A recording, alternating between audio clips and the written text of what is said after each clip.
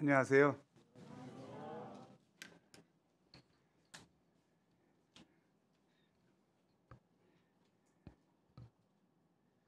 너희는 나를 누구라느냐? 이 말씀 함께 보겠습니다. 우리 9장 20절 읽을까요? 9장 20절 시작.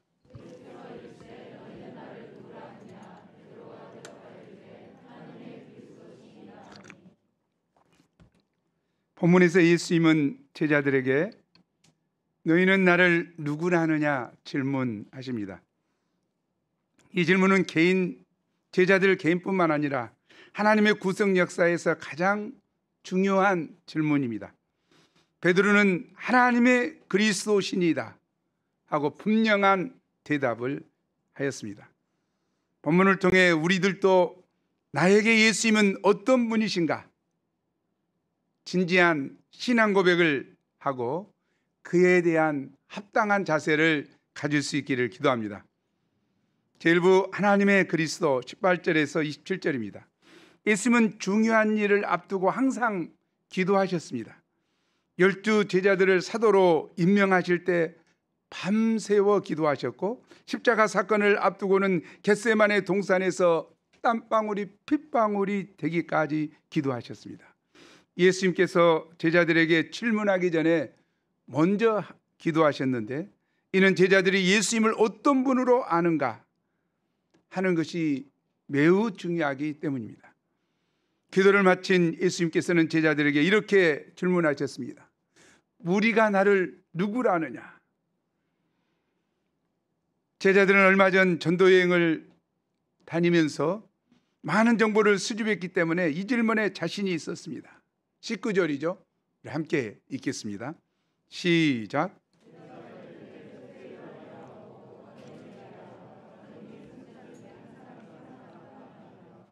무리들이 가진 견해는 다양했습니다.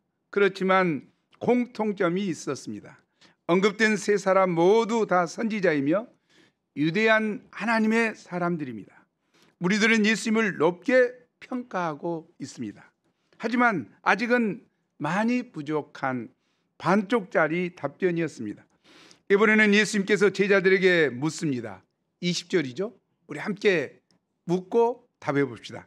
시작.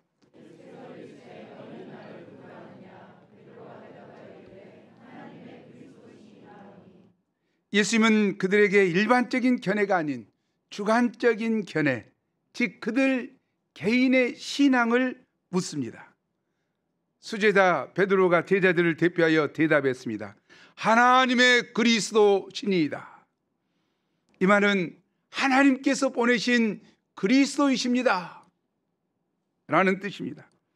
첫사람 아담의 범죄로 인해 사망에 이르게 된 인간의 구원을 위해서 원시복음인 창세기 3장 15절에서부터 시작된 구약에서 약속하신 바로 그 메시아 구원자이시며 인류가 그토록 기다리고 사모하던 바로 그 메시아 그 구원자가 되신다고 대답한 것입니다.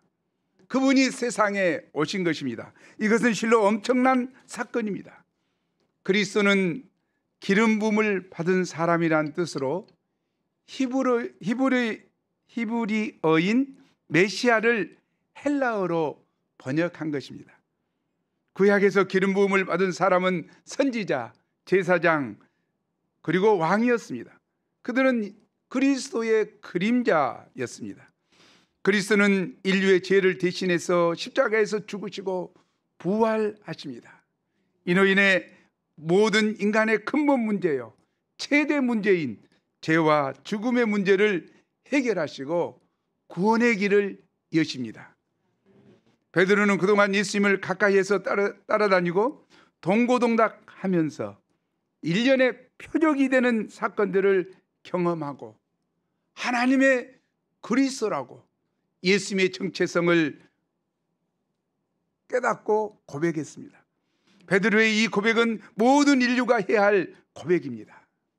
우리는 그 고백을 신앙 고백이라고 부릅니다.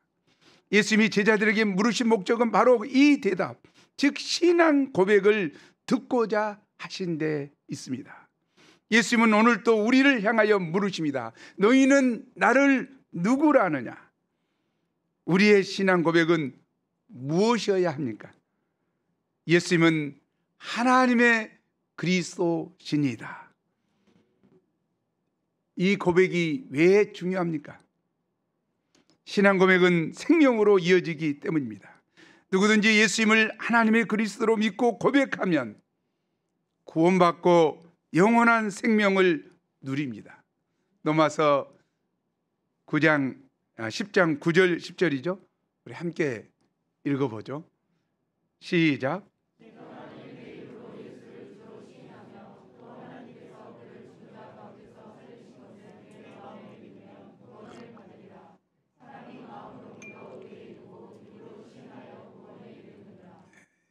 예수님을 주로, 또 예수님이 부활하신 것을, 그래서 사망문서를 파시고 승리하신 예수님을 마음으로 믿으면, 또 마음으로 믿고 입으로 고백하면 구원을 받는다고 했습니다. 사람이 마음으로 믿어 의에 이르고 입으로 신하여 구원에 이릅니다. 그러나 예수님을 사람으로만 알면 구원을 받지 못합니다. 사람들은 예수님을 소크라테스와 석가, 그리고 공자와 마호멧과 비교합니다. 그런데 그들과 비교할 수는 있으나 그런 비교를 통해서는 구원을 받지 못합니다. 예수님을 하나님의 그리스도로 믿고 고백할 때만 구원을 받습니다. 그러므로 신앙 고백은 생명과 심판을 결정하는 절대적인 근거이기에 가장 중요합니다. 이 신앙 고백에 바로 구원이냐 심판이냐가 달려 있습니다. 이 고백을 철회할 수 없었기 때문에 초대교회 당시 수많은 그리스도인들이 화형을 당하기도 하고 사자 먹이로 온몸이 찢기는 죽음을 감수했습니다. 종교개혁자 마틴 루터는 이 고백에 담긴 구원의 의미를 고수하기 위해 목숨을 걸었습니다. 예수님이 이 신앙 고백의 터 위에 바로 교회를 세우겠다고 했습니다. 교회는 이 고백 위에 예배를 드리고 이 고백을 위해 선교를 하고 전도를 합니다. 이 고백의 기초 위에서만 기독교 신자로 예수님의 제자로 살아갈 수 있습니다. 그러니 세상에 이 신앙 고백처럼 중요한 고백은 없습니다. 그러나 이 신앙 고백은 우리 시대의 심각한 위기를 맞고 있습니다. 신앙 고백의 내용이 왜곡되거나 편질된 것이 아닙니다. 고백의 내용 자체는 잘 보존되고 있습니다. 문제는 이 고백의 무게감이 현저하게 약해지고 있다는 사실입니다. 신앙 고백의 무게감이 현저히 줄어들면 어떻게 됩니까? 내 개인의 신앙 기초가 흔들립니다. 나의 주인이시여, 나의 왕이시여, 나의 하나님이신 예수님이 내 삶에서 점점 주변부로 밀려나가게 됩니다. 믿음이 약해져서 쉽게 넘어지게 됩니다. 아울러 신앙 고백의 약화는 필연적으로 교회의 약화를 초래합니다. 예수님이 우리의 구원자 그리스도라는 고백이 힘을 잃으면 우리의 예배, 제자 양성, 전도와 선교 등 모든 것이 힘을 잃게 됩니다. 이제는 불신자가 아니라 바로 그리스도인이 하나님의 그리스도라고 그리스도를 알게 해달라는 기도가 절실히 필요할 때입니다. 우리 신자가 하나님의 그리스도로 분명히 알고 그 신앙 고백 위에 자신의 삶을 세워야 합니다. 음란하고 배역한 세상이 이런저런 논리로 아무리 죄와 심판을 지우려고 해도 지울 수 없습니다. 여전히 죄의 싹신 죽음이 모든 인간 위에 왕노릇하고 있습니다. 지금도 모든 인간에게는 죄와 사망 권세에서의 구원이 절실히 필요합니다. 따라서 여전히 진리는 살아 있습니다. 모든 인류를 죄와 사망 권세에서 구원하시기 위해 십자가에서 죽으시고 제3일에 부활하신 예수 그리스도, 하나님의 그리스도 외에 다른 구원자는 없습니다. 사도행전 4장 12절은 분명히 선포합니다. 우리 함께 선포합시다. 시작.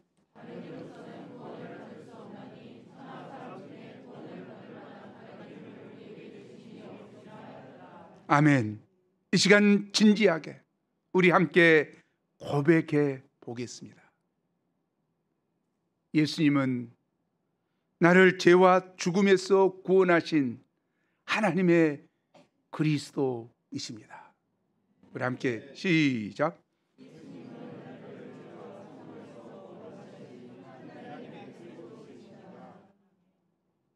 우리가 날마다 이 신앙 고백을 새롭게 하고 옛 성도들처럼 이 고백을 철회할 수 없어서 기꺼이 화형을 당하고 기꺼이 사자밥이 되고 기꺼이 죽음 앞에 섰던 옛 성도들처럼 우리의 삶 안에 이 신앙 고백의 무게가 항상 하나님으로부터 오는 구원으로 굳게 붙들며 살아갈 수 있기를 간절히 기도합니다. 그때 예수님은 무슨 경고를 하셨습니까? 이 말을 아무에게도 이르지 말라고 하십니다. 베드로는 자신의 고백이 지닌 의미를 온전히 이해하지 못했습니다. 당시 사람들은 애굽에서 자기 조상들을 구원하셨듯이 로마의 식민 통치로부터 구원해 줄 그리스도를 애타게 기다렸습니다. 이 세상에서 잘 먹고 잘 살 수 있는 그런 꿈을 현실로 만들어줄 그리스도를 기다렸습니다. 그 그리스도를 정복자 왕으로서의 그리스도, 즉 정치적 지상 메시아라고 부릅니다. 예수님은 제자들이 자신을 그런 그리스도로 오해하여 증언하는 것을 경계하셨습니다. 그러면 예수님이 가르치는 그리스도는 어떤 분이십니까? 22절을 함께 읽죠.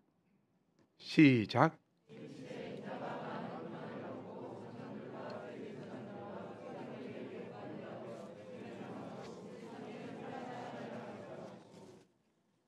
그리스도는 반드시 must 필연적으로 고난을 받고 버림받고 죽임을 당하고 다시 살아나셔야 한다고 하십니다. 왜 그리스도는 반드시 그 길을 가셔야 합니까? 그 길이 사람을 구원하는 길이기 때문입니다. 예수 그리스도는 우리를 죄에서 구원하기 위하여 우리를 대신해서 고난을 받고 버림받고 죽임을 당하셔야 합니다. 이사야 선지자는 말했습니다. 우리 함께 이사야서 53장 4절, 5절, 6절을 읽어보죠. 깊은 의미가 있죠. 600년 전에 이사야를 통해서 예언했던 십자가 사건을 다시 한번 우리 읽어보죠. 시작.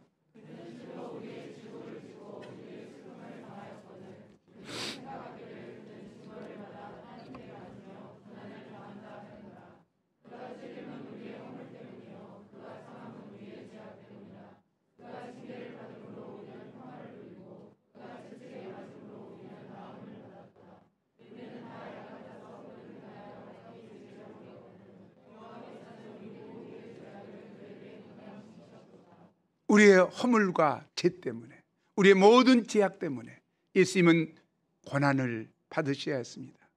버림당하셔야 했습니다. 죽임을 십자가에서 당하셔야 했습니다. 그러나 그것으로 끝이 아닙니다. 다시 3일 만에 살아나십니다. 영광스러운 부활이 있습니다. 그리스도께서 다시 살아나심은 우리를 죽음에서 살아나도록 하기 위함입니다. No cross, no crown. No pain, no gain. No sweat, no sweet. No effort, no fruit. 노력 없이는 열매도 없다. 고난을 통한 영광, 이것이 성경이 말하는 그리스도의 길입니다. 이것이 영적인 메시아의 길입니다. 아멘. 이 그리스도를 따르는 사람은 그럼 무엇을 해야 합니까? 23절이죠. 부담이 조금 되지만 우리가 고백하는 심정으로 읽어보죠. 시작.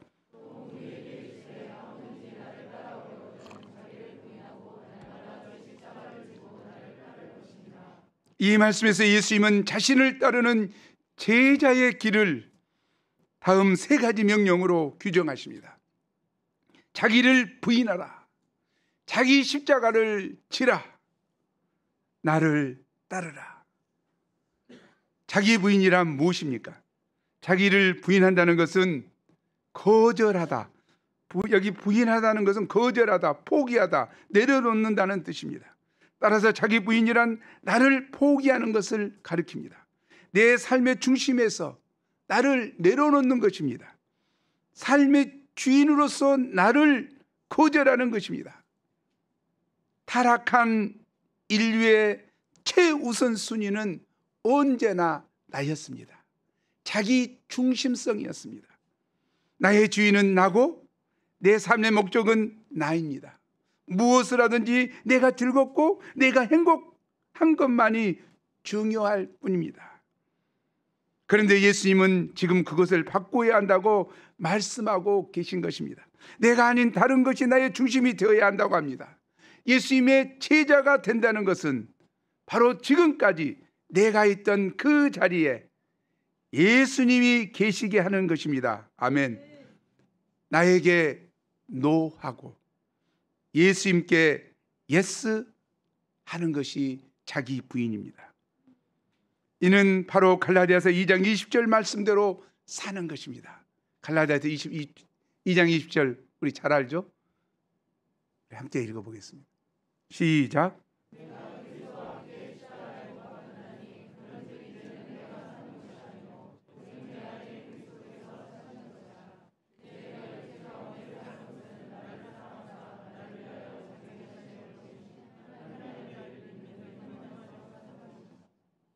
육체 가운데 사는 것은 내가 사는 것이 아니요 내 안에 그리스도께서 사신 것이라. 그 삶을 사는 것이 자기 부인입니다. 그러면 자기 십자가를 지라는 것은 무슨 뜻입니까? 이 비유의 표현은 당시 십자가형을 선고받은 죄수의 모습에서 온 것입니다. 십자가형을 받은 사람은 자기가 못 박힐 십자가를 자신이 지고 처형장으로 가야 했습니다. 왜 그렇습니까? 이는 사람들로부터 조롱과 모욕을 받게 하도록 한 것입니다. 죄수에게 육체적인 고통을 더할 뿐만 아니라 수치를 겪게 하려고 자기가 질 십자가를 끌고 올라가야 했습니다. 예수님은 제자들이 날마다 자기 십자가를 져야 한다고 말씀하십니다. 이는 앞서 말씀하신 자기 부인으로부터 자연스럽게 나오는 삶의 모습입니다. 매일매일 삶 속에서 예수님께 대하여 예스 하기 위해서 지불해야 할 크고 작은 대가들입니다. 예수님께 예스 하기 위해서는 크고 작은 고난이 짐이 따릅니다. 예수님께 충성했다는 이유만으로 주어지는 주위 사람들의 따돌림과 냉대가 대표적인 것일 것입니다. 또한 예수님께서 맡겨주신 사명을 완수하기 위해 어쩔 수 없이 겪게 되는 손해와 아픔이 여기에 속할 것입니다. 이것이 우리가 날마다 져야 할 십자가입니다. 셋째로 나를 따르라는 것입니다. 따른다는 말은 뒤쫓는다는 의미입니다. 예수님이 가신 길을 그대로 걸어가는 것입니다. 세상 사람들이 다 가는 넓은 길을 가지 않고 예수님이 앞서 가신 그 좁은 길을 따라가는 것입니다. 오직 예수님만 표대 삼고 따라가는 것입니다. 마태복음 7장 13, 14절은 우리에게 말합니다. 우리 함께 읽어보죠. 잘하는 말씀이죠. 시작.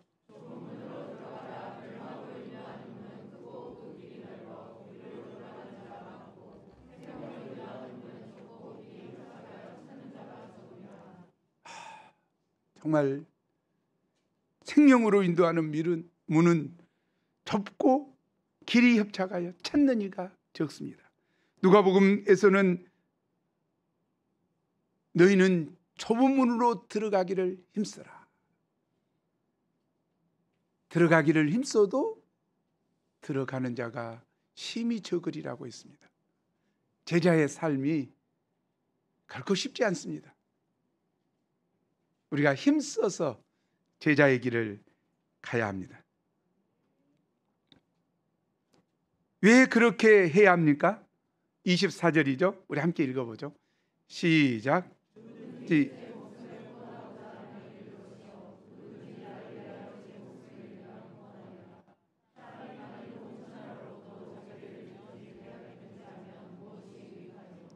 자기를 위하여 자기를 부인하지 않고 자기 십자가를 지지 않는 사람은 자기를 잃어버릴 것입니다. 제자의 길을 가지 않는 자들은 잃어버릴 거라고 합니다. 반면 예수님을 위하여, 즉 예수님을 따르기 위해서 자기를 부인하고 자기 십자가를 지는 사람은 자기를 구원할 것입니다. 이런 자에게 하나님께서는 잃어버린 생명을 대신하여 예수 그리스도 안에 있는 영원한 생명을 주십니다. 사람은 얼마나 소중한 존재입니까? 사람은 온 천하보다도 소중합니다. 사람이 만일 온 천하를 얻고도 자기를 잃든지 빼앗기든지 하면 무엇이 유익합니까? 아무리 돈을 많이 얻고 권력을 얻었다 할지라도 영원한 생명을 잃으면 그 어떤 유익도 없습니다. 그러므로 예수님의 말씀 앞에 우리는 어떻게 해야 합니까? 26절이죠. 함께 읽겠습니다. 시작.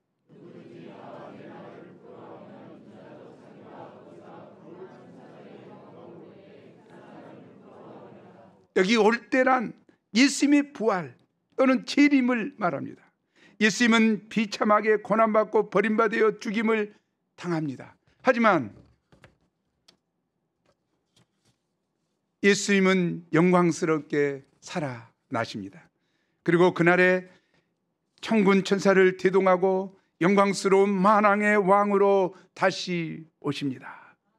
그런데 지금 예수님과 그의 말씀을 부끄러워하면, 다시 말하면 예수님의 제자가 되기를 거절하면, 다시 말하면 자기 부인 자기 십자가의 길을 거절하면 예수님의 영광스러운 모습으로 오실 때 그 사람을 부끄러워하십니다. 그분이 그때 부끄러워하는 사람은 그의 영광에 참여하지 못합니다. 대신 부끄러움을 당합니다. 따라서 지금 그분과 그분의 말씀을 자랑해야 합니다. 날마다 자기 부인 자기 십자가를 지고 제자의 길을 걸어가야 합니다. 아멘. 그러면 그의 영광의 때에 우리도 그의 영광에 참여할 수 있습니다. 아멘. 예수님은 그 사실을 어떻게 강조합니까? 여기 서 있는 사람 중에 죽기 전에 하나님의 나라를 볼 사람도 있다고 하십니다. 여기 하나님의 나라는 그리스도의 부활, 그리스도의 재림을 뜻합니다. 또는 뒤에 나타날 예수님의 변화하신 모습을 뜻합니다. 이는 새 제자들이 변화살에서 영광스러운 예수님의 모습을 보게 될 것을 말씀하신 것입니다. 아멘. 제이부 너희는 그의 말을 들으라. 28절에서 36절입니다. 예수님은 이 말씀을 하고 여드레쯤 지나서 베드로와 요한과 야고보를 데리고 기도하러 산에 올라가셨습니다. 예수님은 무엇을 기도하셨을까요? 예수님 산기도를 좋아하시니까 우리도 산기도를 좀 계획 잡아서 좀 갔으면 좋을 것 같아요. 네. 부르죠 그냥. 뭘 기도하셨을까요? 아마 제자들이 하나님의 그리스도의 길을 잘 영접하도록 기도하셨을 것입니다. 제자들이 고난을 통한 영광의 길을 잘 가도록 기도하셨을 것입니다. 이렇게 간절히 기도하셨을 때 예수님의 모습이 어떻게 변했습니까? 29절이죠. 우리 함께 읽겠습니다. 시작.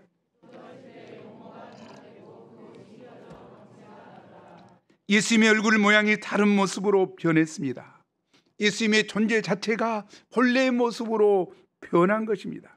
그 옷이 희게 변하여 광채가 났습니다. 마가복음 9장 3절에서는 그 옷이 광채가 나며 세상에서 빨래하는 자가 그렇게 희게 할 수 없을 만큼 매우 희어졌더라. 그 옷의 흰색은 이 세상의 것이 이 세상의 것이 아니었고 지고한 영광과 순수와 거룩을 드러내는 색이었습니다. 이것은 하나님의 찬란한 옷이고 눈처럼 희었습니다. 이 희고 찬란한 광채의 모습은 예수님에 관해 무엇을 말해줍니까? 예수님의 정체성, 그분의 본체를 보여줍니다. 예수님은 사람이면서 하나님이십니다. 예수님은 세상에서 일찍이 이사야 선지자가 묘사했던 대로 고운 모양도 없고 풍채도 없는 사람의 모습으로 계셨습니다. 정말 죄인들을 섬기시니라고 상하고 찢긴 심정으로, 피곤하고 지친 심정으로 계셨습니다. 그리고 고난받고 버림받고 죽으십니다. 하지만 그분은 존귀와 영광을 가지신 하나님이십니다. 아멘. 이 모습은 그분이 십자가를 지시고 죽으신 후에 다시 살아남을 통해 얻을 영광을 미리 보여주신 것입니다. 부활 영광을 미리 보여주셨습니다. 이 영광스러운 모습은 예수님이 십자가의 죽음의 길을 향해 나가는 힘입니다. 예수님은 부활 영광을 바라보고 기꺼이 십자가의 길을 가셨습니다. 그러면 이 영광스러운 모습이 당시 교회에 주는 의미는 무엇입니까? 그들은 삶의 현장에서 고난과 버림을 겪었습니다. 성도 중에 화형을 당하고 사자밥이 되는 처참한 죽임을 당했습니다. 그들에게 믿음의 길은 정말로 고난의 연속이었습니다. 그들에게 하나님은 저자 누가를 통해 영광스러운 그리스도를 보여주십니다. 아멘. 고난을 통한 영광을 보여주십니다. 그 찬란한 영광을 보고 힘을 내고 부활 소망 중에 고난의 길을 가도록 격려하십니다. 이 메시지는 오늘날 동일한 고난 가운데 살아가는 우리에게도 희망과 힘을 줍니다. 우리가 겪는 고난도 결코 만만하지 않습니다. 물리적 고난도 고난이지만 마음으로 겪은 고난은 결코 쉽지 않습니다.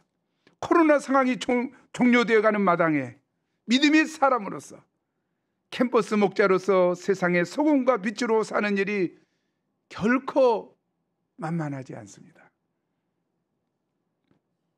우리는 캠퍼스 전도에 도전하라고 예를 씁니다.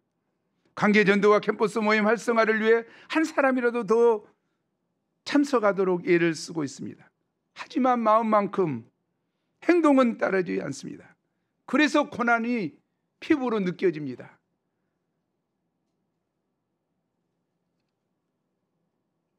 부담이 확 밀려옵니다. 우리가 이런 고난을 어떻게 이기고 믿음의 길을 갈 수 있습니까? 영광스러운 그리스도를 믿는 믿음으로 갈 수 있습니다. 아멘. 고난을 통해 영광에 이른다는 부활 신앙으로 걸어갈 수 있습니다. 예수님의 십자가의 고난과 죽음은 부활으로 가는 통로였습니다. 이처럼 오늘 우리가 겪는 고난은 고난으로 끝나지 않습니다. 그리스도 안에서 겪는 고난은 영광으로 들어가는 문일 뿐입니다. 로마서 8장 18절이 이것을 우리에게 권면합니다. 우리 8장 18절 읽어보죠. 시작.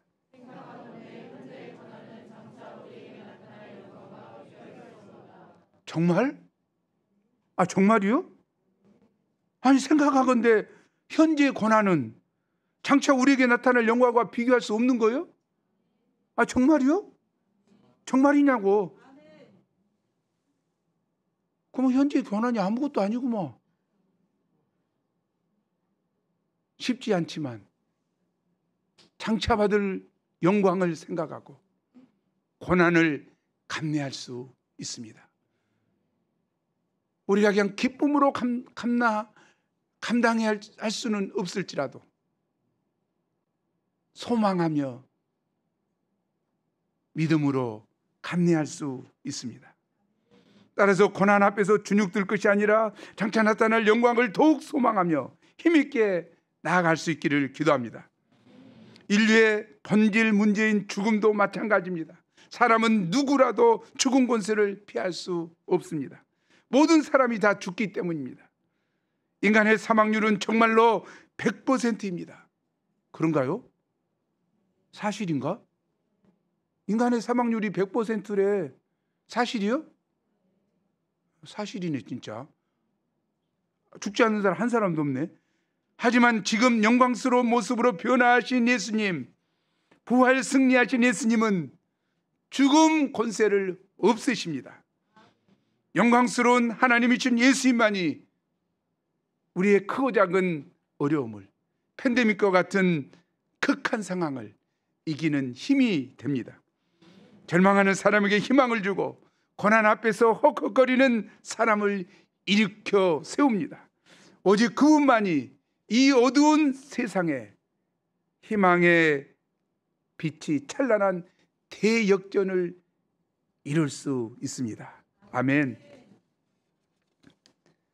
바로 그때 무슨 일이 일어납니까? 문득 두 사람, 즉 모세와 엘리야가 영광 중에 나타나 예수님과 함께 말합니다. 모세는 율법을, 엘리야는 선지자를 대표합니다. 그들은 오래전에 세상을 떠나 하나님의 나라에 있습니다. 그들이 고생을 많이 했던 하나님의 종들인데, 고난의 종들인데 그들의 모습이 영광스럽습니다. 아멘. 정말 고난을 이 땅에서 예수님 때문에 많이 당했던 사람일수록 그날의 영광스러운 모습은 더욱 찬란할 것입니다. 아멘. 소망이 됩니다. 너무너무 감사해요. 그런데 그들이 무엇을 말합니까? 그들은 예수님께서 예루살렘에서 별세하실 것을 말합니다. 별세, 떠났다, 죽음을 말합니다. 그들은 예수님께서 예루살렘에서 떠나심, 지금 돌아가실 일을 말합니다. 예수님의 죽음을 왜 떠남, 별세라고 했습니까? 엑소더스. 우리가 엑소더스는 잘 알죠? 엑소더스는 뭡니까? 예수님의 죽음을 통해서 이루어질 구원 사역을 출애굽에 빗대어서 이야기한 것입니다. 이스라엘이 애굽을 떠나 새로운 시대를 열었듯이 예수님이 세상을 떠나심으로 새 시대를 여십니다. 왜냐하면 예수님께서 구약의 모든 약속을 예루살렘에서 이루시기 때문입니다. 예수님은 예루살렘에서 십자가에 못 박혀 죽으심으로, 즉 세상을 떠나심으로 새 역사를 이루십니다. 예수님의 별세는 인류의 별세를 위한 것입니다. 예수님의 별세는 예수님 자신을 하나님 나라로 인도하실 뿐만 아니라 그분을 믿고 따르는 모든 사람을 하나님의 나라로 인도하십니다. 아멘. 이 인류의 별세를 위한 것이라는 거죠. 아멘. 감사합니다. 예수님 고맙습니다. 이 의미를, 이 영광을 할 때 자기를 부인하고 자기 십자가를 지고 예수님을 따를 수 있습니다. 오늘 쉽고 편한 길보다도 내일의 영광을, 부활의 영광을 소망할 때 오늘의 크고 작은 고난을 감당할 수 있습니다. 아멘. 밤년의 제자들은 어떤 상태에 있습니까? 베드로와 함께 있는 두 제자는 깊이 졸다가, 전공이 조는 거죠. 깊이 졸다가 환한 빛에 온전히 깨어나서 예수님의 영광과 및 함께 서 있는 두 사람을 보았습니다. 야, 정말 예수님의 영광을 받아, 예수님의 꾀죄죄한 그 모습이 아니라 찬란히 빛나는 영광스러운 모습을 베드로와 제자들이 봤다는 거죠. 두 사람이 떠날 때 베드로는 무엇을 말했습니까? 주여, 우리가 여기 있는 것이 좋사오니 우리가 초마 셋을 짓되 하나는 주를 위하여, 하나는 모세를 위하여, 하나는 엘리야를 위하여 하사이다. 그들은 현재 상태에 완전히 멸호되었습니다. 그들은 이처럼 영광스러운 모습을 처음 보았기 때문에 이곳에 초막을 짓고 이곳에 영원히 살고 싶었습니다. 그런데 그는 자기가 무슨 말을 하는지도 몰랐습니다. 그는 황홀경에 비몽사몽간에 뱉어낸 문제 많은 세상을 떠나서 고난이 없는 이곳에서 평생 동안 살고 싶다는 속마음을 내비친 것입니다. 참, 우리 마음하고 똑같은 거죠. 고난을 싫어하는 우리의 마음 동일하죠. 고난 지긋지긋해. 아이고, 좀 빨리 호주에 가서 좀. 그들이 이 말을 할 즈음에 무슨 일이 일어났습니까? 그때 구름이 와서 그들을 덮었습니다. 이는 하나님의 임재하심과 영광을 상징합니다. 그들은 무서워했습니다. 구름 속에서 어떤 소리가 있었습니까? 우리 함께 35절을 읽겠습니다. 시작.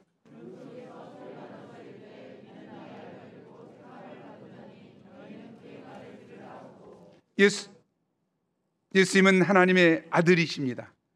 그리고 하나님의 택함을 받은 자, 그리스도이십니다. 아멘. 예수님은 모세와 엘리야와 본질이 다른 하나님이십니다. 그러므로 이제 제자들은 헛소리, 헛생각하지 말고 그분의 말씀을 새겨 들어야 합니다. 무엇보다 예수님께서 말씀하신 영적인 메시아, 즉 그리스도의 고난과 죽음과 부활을 영접하고 새겨 드려야 합니다. 자기를 부인하고 날마다 자기 십자가를 지고 예수님을 따라야 합니다. 하늘의 소리가 그치자 누구만 보였습니까? 오직 예수님만 보였습니다. 오직 예수님만 제자들과 함께 하십니다. 그분은 고난받고 버림받고 죽임을 당하고 살아나셔야 합니다. 그분은 죽음을 통해서 영광의 길로 가십니다. 제자들은 그분의 말씀을 들어야 하고 그분을 따라야 합니다. 너희는 그의 말을 들으라. 우리도 자기 생각을 내려놓고 주님의 음성을 들어야 하겠습니다. 자기를 부인하고 예수님처럼 적극적으로 십자가를 쳐야 하겠습니다.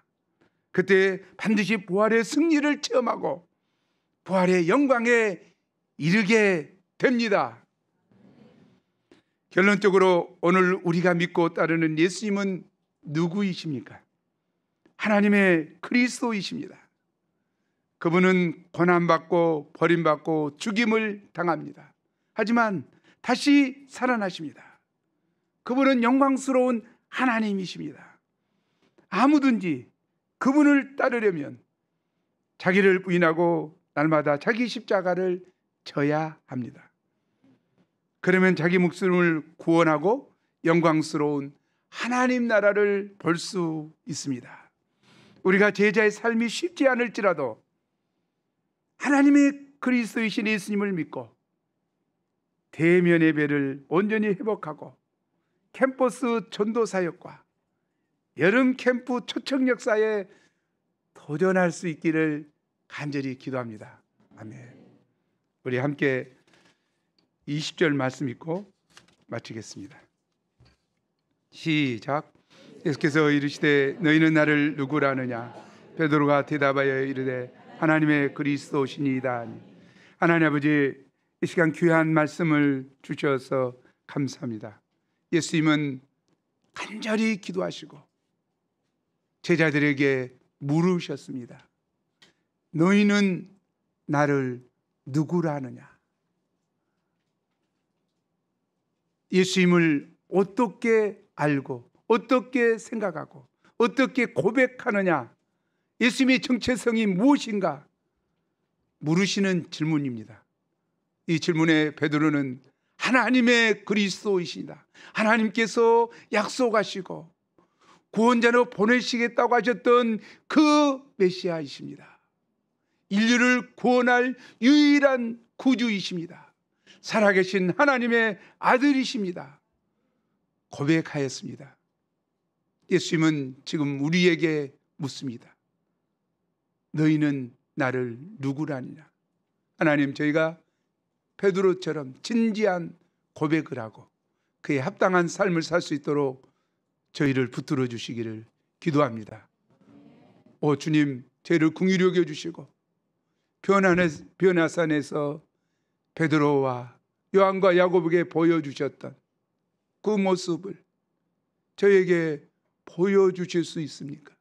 저희가 바라볼 수 있습니까? 오 주님, 부활의 영광을, 부활의 모습을, 예수님의 모습을 저희가 바라볼 수 있도록 저희의 눈을 열어주시옵소서. 저희의 눈을 열어주시옵소서. 저희의 눈을 열어주시옵소서. 부활의 소망으로 저희에게 충만하게 하여 주시옵소서. 아버지, 크고 작은 고난이 있는 이 땅의 삶에서 이 소망을 붙들고 부활의 영광을 바라보며 힘있게 걸어가는 제자의 삶을 살 수 있도록 도와주시옵소서. 감사합니다. 감사하고 예수님 이름으로 기도합니다.